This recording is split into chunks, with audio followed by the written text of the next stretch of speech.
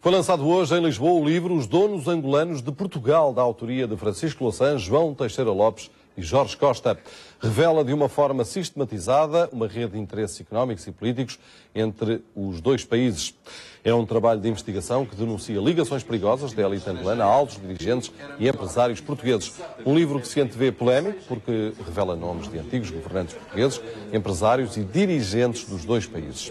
O investimento angolano está presente de forma intensa em setores fundamentais da economia portuguesa, como a energia, a banca, as telecomunicações e também a comunicação social. São nossos convidados esta noite para falar precisamente deste livro Francisco Louçã e João Teixeira Lopes. Boa noite aos dois, obrigado por terem vindo. Começamos pelo Francisco Louçã. Este é um trabalho, e dizem os três autores, que resulta de uma longa investigação com base em factos concretos, portanto uma investigação que foi minuciosa e rigorosa. Mas não deixamos de ter aqui três pessoas com ligações ao Bloco de Esquerda. Há também aqui uma perspectiva política com uma carga ideológica sobre as relações entre Portugal e Angola. Bem, nós temos ideias e, portanto, exprimi-las com clareza, mas este não é um livro de interpretação política ou de discussão sobre a diplomacia dos países, não é um ensaio. É um livro de investigação académica, científica, rigorosa, a partir do conhecimento em que se combina a economia com a sociologia e que se combina a história concreta, para fazer o que nunca tinha sido feito em Portugal, que é um levantamento detalhadíssimo do que é hoje o panorama das relações, de como se aplicam os capitais angolanos, enfim, que são tutelados por uma família, por um grupo à volta da elite do regime presidencial angolano, e como se aplicam em Portugal em alguns setores estratégicos, ou historicamente, no caso da energia, na aliança com a América Mori, ou muito intensamente agora noutros setores, como a banca ou como as telecomunicações, através do acordo com Belmiro de Azevedo para a compra da zona, ou também na comunicação social, como chamou a atenção na sua peça. E isso é uma mudança, porque não se trata de um investimento normal. Nós gostávamos de um investimento que criasse emprego.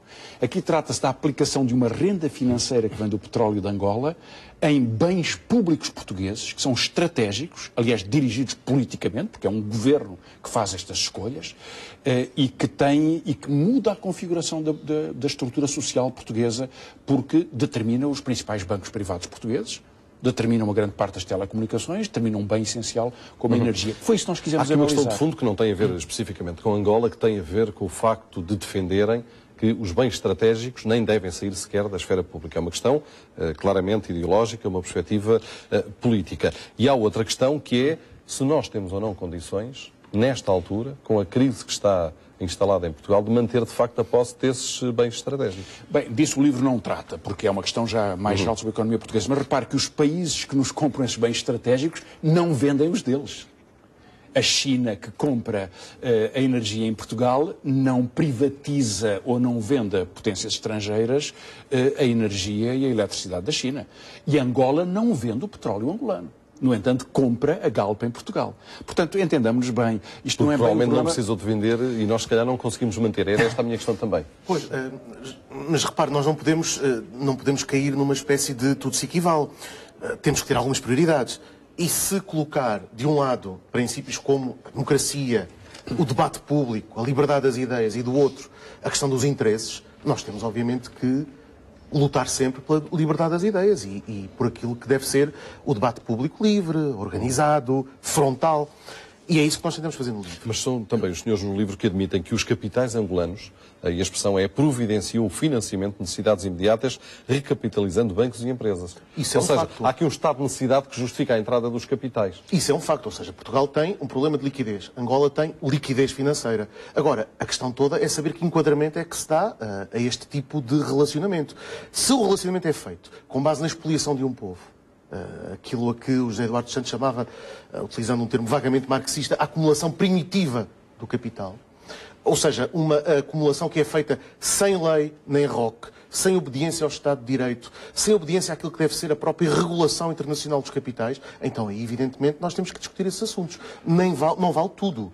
Isto é, não é por estarmos numa situação de grande necessidade que a salvação dos aflitos, nós, justifica que exista, por exemplo, um silêncio institucional enorme sobre aquilo que é a violação dos direitos humanos em Angola, sobre aquilo que é corrupção, sobre aquilo que é a própria ligação altamente promíscua, como nós demonstramos, entre a elite portuguesa e a elite angolana. E já agora deixe-me só referir um aspecto que é importante é que as fontes deste livro são fontes públicas.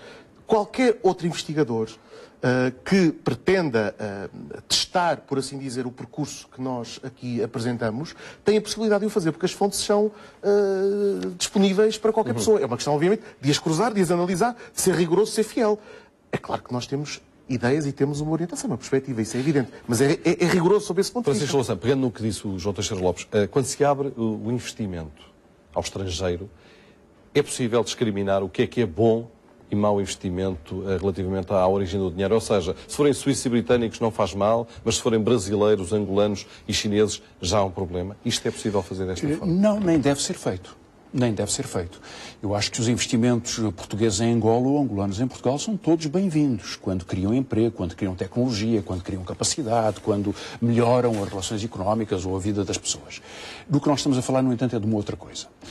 Nós fizemos um inventário da história empresarial, dos trajetos de todos os governantes portugueses para um trabalho de investigação que estamos a fazer há vários anos e que vamos concluir agora. Os burgueses. O novo livro que há de aparecer em breve nas bancas. Com outras características, com um conjunto de investigadores. E chegaram à conclusão que Angola merecia um livro específico. Achámos que merecia e depois desenvolvemos-lo muito.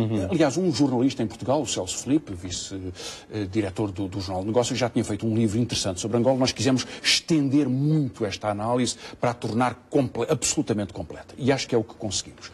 Mas nós encontramos 27 ex-governantes portugueses que são hoje administradores ou até presidentes de empresas de capital angolano, incluindo, veja só, num banco importante, o ex-presidente do Instituto de Cooperação, ou seja, que regula os investimentos portugueses, o ex-ministro dos Negócios Estrangeiros, 2 pelo menos. E, portanto, nós percebemos que há, na forma como o regime angolano, que é dirigido e que tem uma cabeça muito restrita, porque é uma família, porque é uma pessoa, porque são os seus filhos que utilizam os bens públicos angolanos, enfim, a renda petrolífera angolana para estes investimentos e para a criação das suas empresas, enfim, mais alguns, o Álvaro Sobrinho na banca, o Copelipa em alguns investimentos industriais ou alguma propriedade fundiária. Isabel dos Santos, Manuel Vicente, António Mesquita, José Leitão. Exatamente, sobretudo esses. Quando nós vemos a forma como eles atuam de uma forma muito política em Portugal. Isso faz de Portugal uma espécie de offshore de Angola para a reciclagem deste dinheiro que não poderia ocorrer em nenhum outro país, porque nenhum outro país venderia os órgãos de comunicação social a uma empresa pública ou diretamente tutelada por um regime qualquer que ele fosse. Fosse chinês, fosse outro qualquer. O New York Times dificilmente será vendido a capitais chineses, há um grande debate hoje nos Estados Unidos, e é uma empresa privada.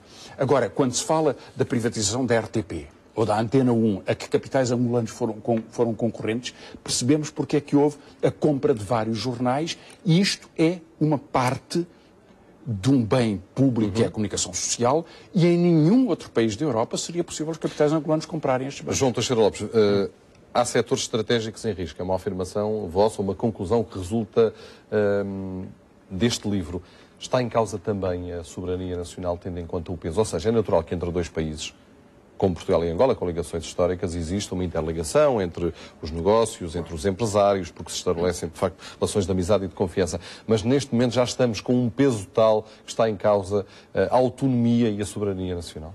Sim, há esse risco. E há o risco também de estar em causa, se quiser, a qualidade e a intensidade da nossa democracia.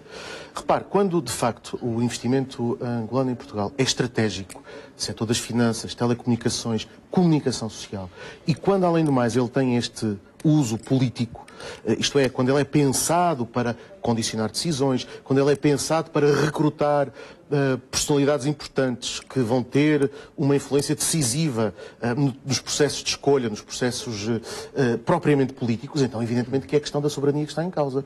É questão de soberania, porque são setores hoje absolutamente fundamentais. Francisco Louçã hoje dizia que as telecomunicações equivalem ao exército, uma espécie de substituto funcional do exército hoje em dia, isto é, tem o peso que teria um exército em tempos idos para a assegurar a soberania nacional e a questão da democracia. Quando nos perguntam se temos medo das reações que este livro pode provocar, e essa tem sido uma pergunta recorrente, eu estranho, porque há não há 200 mil portugueses neste momento com negócios, claro, mas em Angola a questão é mas isso não pode, de maneira nenhuma, condicionar o debate político. Condicionar o debate político. Caso contrário, nós não vivemos em democracia.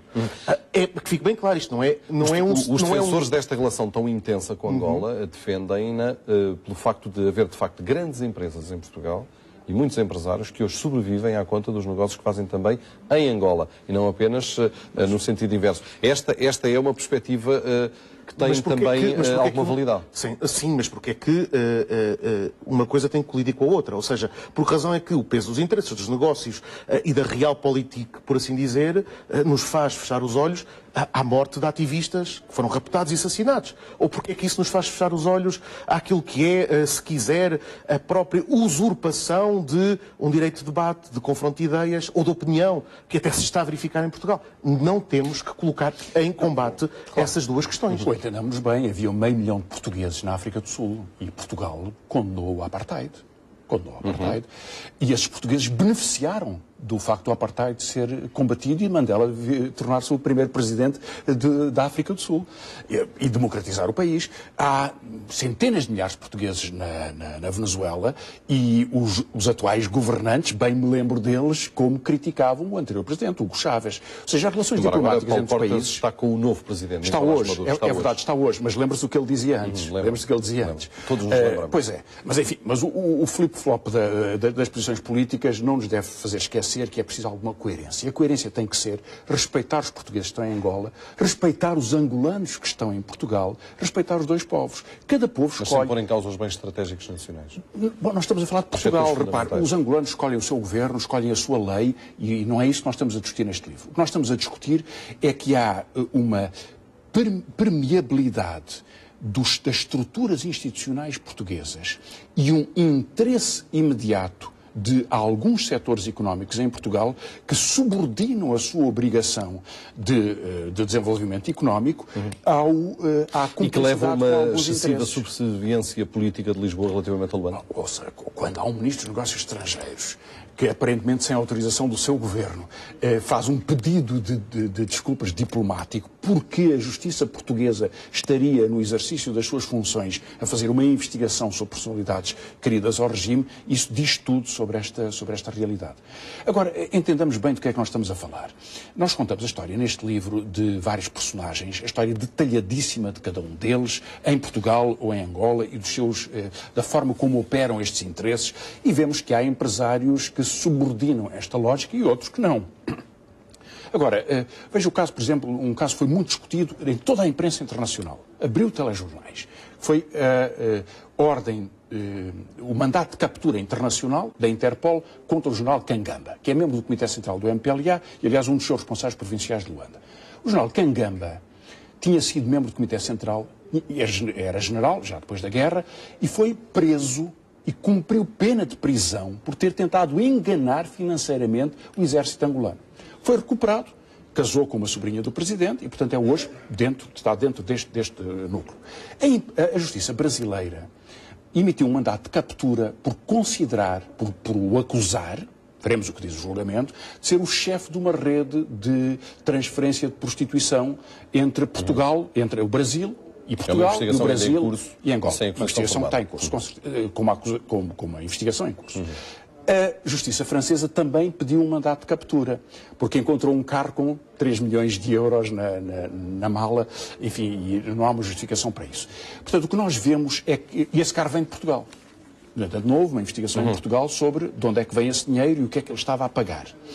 Quando há uma elite que pode ter toda a impunidade, pode ter o dinheiro que quer e usá-lo como quer, é evidente que há uma proteção essencial do bem público, que é a qualidade da democracia, a transparência das decisões, e, portanto, nós não podemos, de forma nenhuma, permitir esta digamos, diluição da democracia perante esta informação. O Francisco Louçã foi contra a entrada dos chineses no Porto de Sines, foi também contra a entrada na EDP. Neste livro falam negativamente de um triângulo dourado: Lisboa, Luanda e Brasília. Inclui o Brasil e também a China nesta questão do perigo para a democracia portuguesa com a vinda de investimentos estrangeiros localizados e que podem pôr em causa, de facto, os nossos bens estratégicos? Não é uma desconfiança a priorística, se quiser, em relação ao investimento estrangeiro. O que nós aqui desvendamos, porque essa é a questão, e já agora é sempre melhor conhecer do que desconhecer, porque conhecer dá-nos os instrumentos para, por exemplo, fazermos o que aqui estamos a fazer, que é debater, que é conversar. Importa conhecer a origem do dinheiro, importa conhecer em particular como é que, por exemplo, os donos de Angola nos levam aos donos de Portugal e vice-versa. No caso do Brasil, é conhecida o envolvimento de José Dirceu, condenado já no caso do Mensalão no Brasil, com vários esquemas de corrupção que envolviam Angola e que envolviam Portugal. E alguns, inclusivamente, alguns governantes são falados, e há investigações, ex-governantes, como é o caso de José Relvas, são falados como fazendo parte dessas ligações muito pouco claras. Ora, nós temos que, pegando em fontes públicas, volto a dizer, mostrar as conclusões a que chegamos, e elas são sujeitas a debate e a verificação por parte de outra. Agora, a verdade é esta.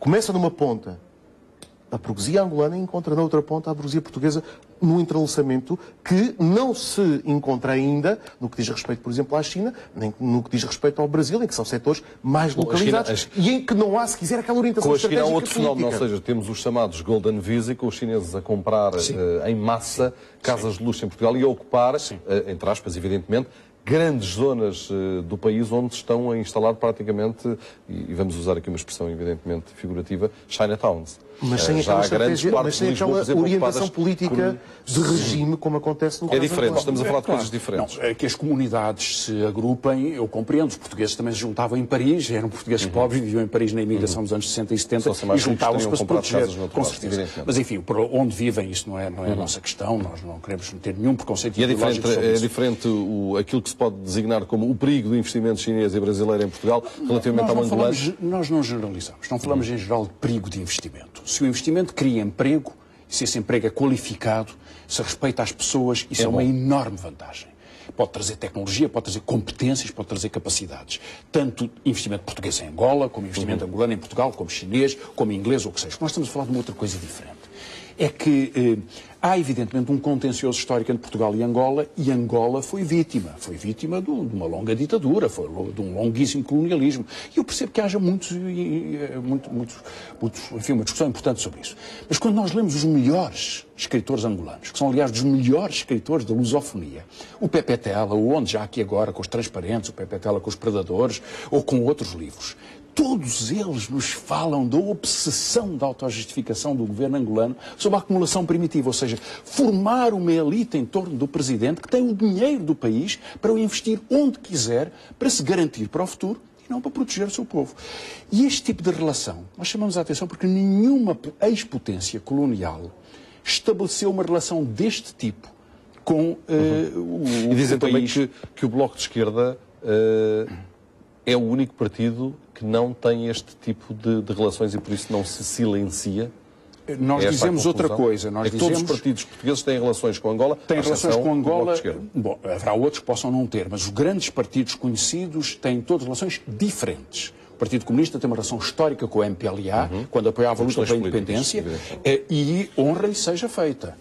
Claro que o MPLA já foi um partido marxista-leninista, é hoje um partido pró-americano, é um partido, enfim, pró-liberal e muito ligado ao capital financeiro. E, portanto, é difícil compreender como é que a relação se mantém. O Partido Socialista tem uma relação porque o MPLA faz parte da Segunda Internacional, faz parte da mesma Organização Mundial. E no último congresso do MPLA, Moraes Sarmento foi um dos oradores de fundo. Paulo Portas é recebido com um tapete vermelho. Portanto, há uma relação muito próxima de vários partidos de âmbitos diferentes, o que também dá uma ideia de como se distribui esta relação.